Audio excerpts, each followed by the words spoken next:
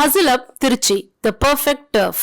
புக்கிங்க்கு ஸ்கிரீன்ல இருக்கிற நம்பரை காண்டாக்ட் பண்ணுங்க. Vidiyal India digital marketing company உங்க ஷாப்ஸ் பிசினஸ் டெவலப் பண்ண டிஜிட்டல் மார்க்கெட்டிங் ரொம்பவே யூஸ்ஃபுல்லா இருக்கும். அதுவும் குறைஞ்ச விலையில பண்ண விடியல் இந்தியாவை காண்டாக்ட் பண்ணுங்க. மனித விடியல் மாத இதழுக்கு திறமையான ரிப்போர்ட்டர்ஸ் தேவை.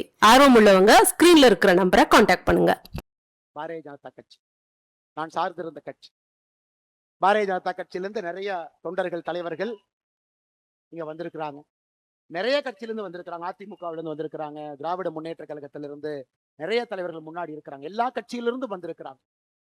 சமீபத்தில் எனக்கு ஒரு கட்சியிலிருந்து வெளியே வருவது என இந்த மேடையில பேசணும் நான் எங்கேயும் பேசவே இல்லைங்க. ஒரு கட்சியிலிருந்து வெளியே எதற்காக வருகின்றோம்? அந்த கட்சியின் மீது கோபம் ஒரு பக்கம், ஆமாம். அந்த கோபத்தை எப்படி காட்டணும்? அதுக்கு ஒரு பொறுப்புணர்ச்சி வேண்டும், ஆமாம்.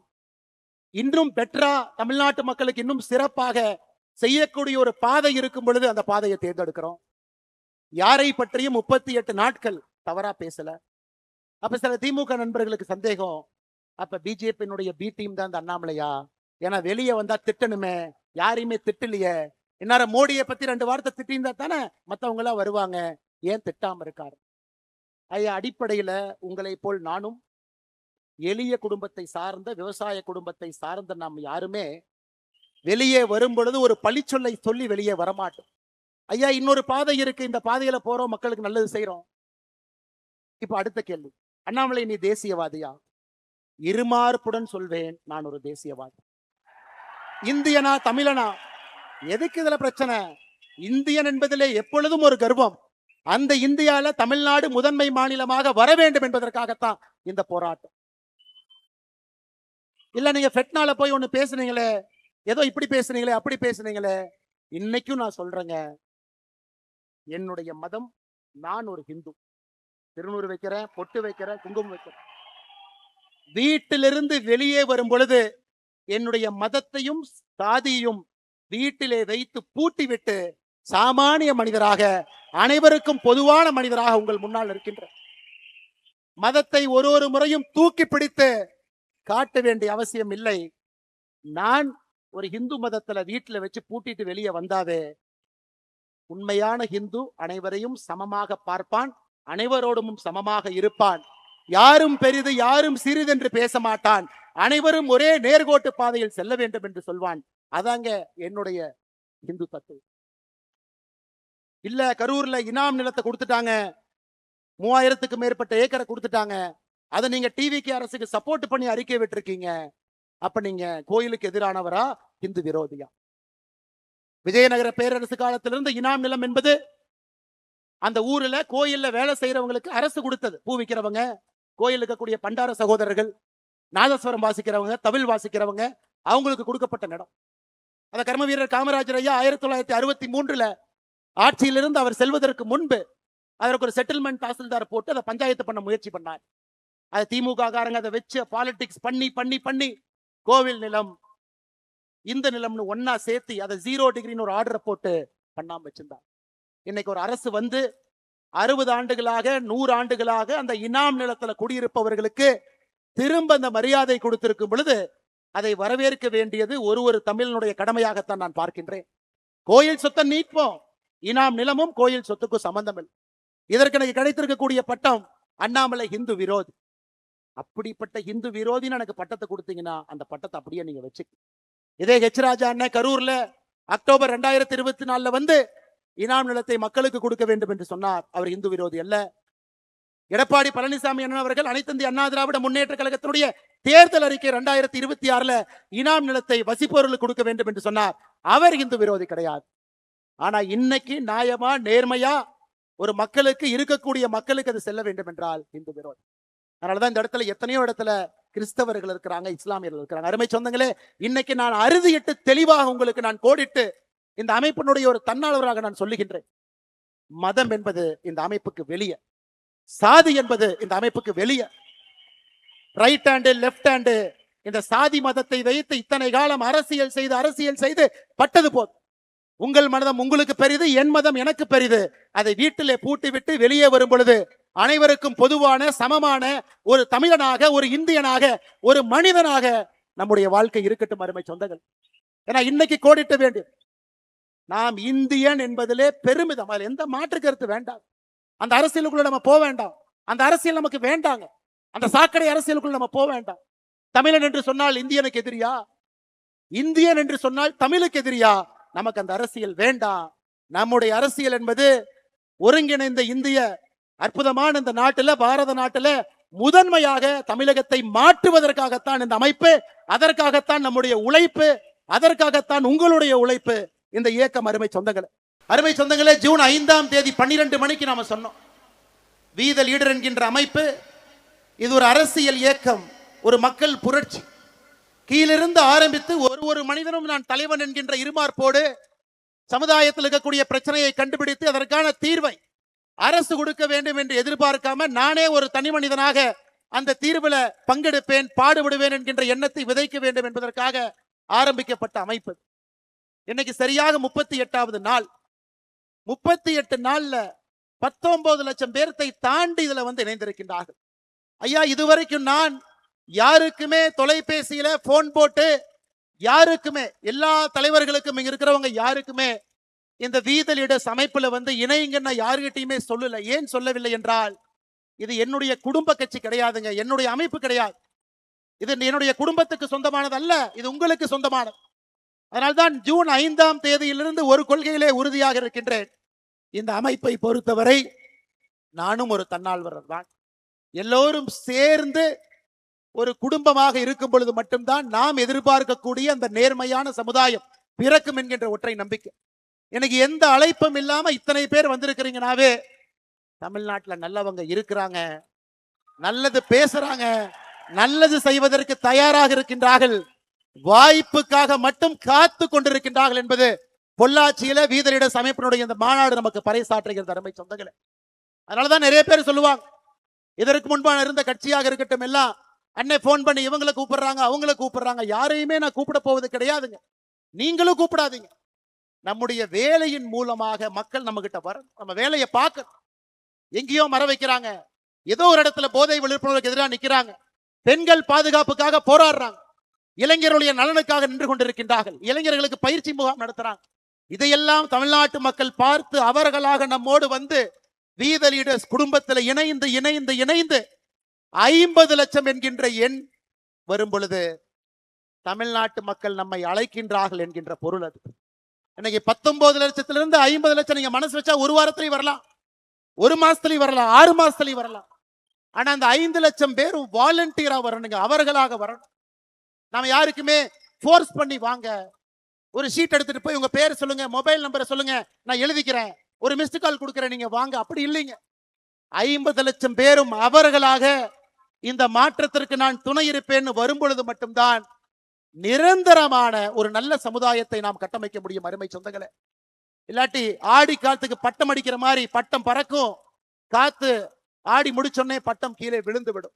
அதனாலதான் அருமை சொந்தங்களே, என்னுடைய அன்பான வேண்டுகோள், எந்த எதிர்பார்ப்பும் இல்லாம எப்படி நாம் இங்கே ஒன்றாக சேர்ந்திருக்கின்றோமோ அடுத்த 6 மாத காலம் நமக்கான இலக்கு தெளிவாக இருக்கிறது. இந்த மாதம் முழுவதுமே போதைக்கு எதிரான விழிப்புணர்வு மாதம். 12ஆம் தேதி பொள்ளாச்சியில நான் இங்கே பங்கேற்கின்றேன், உங்களோடு நிறைய இடத்துல நிகழ்ச்சி நடத்துறீங்க. 26ஆம் தேதி திருச்செந்தூர்ல தூத்துக்குடியிலும் நான் இருக்கின்றேன். அதுபோல இடையில நிறைய நிகழ்வுகள் இருக்கு. அதே போல அடுத்த மாதம் ஆகஸ்ட் மாதம் சுற்றுச்சூழலுக்கான மாதம். 50 லட்சம் மரம் நாம் வி த லீடர்ஸ் அமைப்பிலிருந்து தமிழ்நாடு முழுவதுமே வைக்கணும். 2000த்திற்கும் மேற்பட்ட ஏரி குளத்தை சுத்தம் பண்ணும், நதி நீரை சுத்தப்படுத்தணும், அங்க போய் கலக்கிறவங்க எல்லாத்தையும் நம்ம போய் பேசணும். அது ஆகஸ்ட் மாதம். செப்டம்பர் மாதம் பெண்கள் பாதுகாப்புக்காக ஒரு மாதம், செப்டம்பர் முழுவதுமே. அடுத்து குழந்தைகள் நலம், அவங்க திரகாத்திரமா இருக்கணும், நல்ல உணவு சாப்பிடணும், உடம்பு நல்லா பார்த்துக்கணும், ஒரு குட் பாடி வேணும், நல்ல ஒரு உடம்பு சமுதாயத்துல கொண்டு வரணும். அதற்காக எல்லா விஷயத்தையும் அடுத்த மாசம் பேச போறோம்.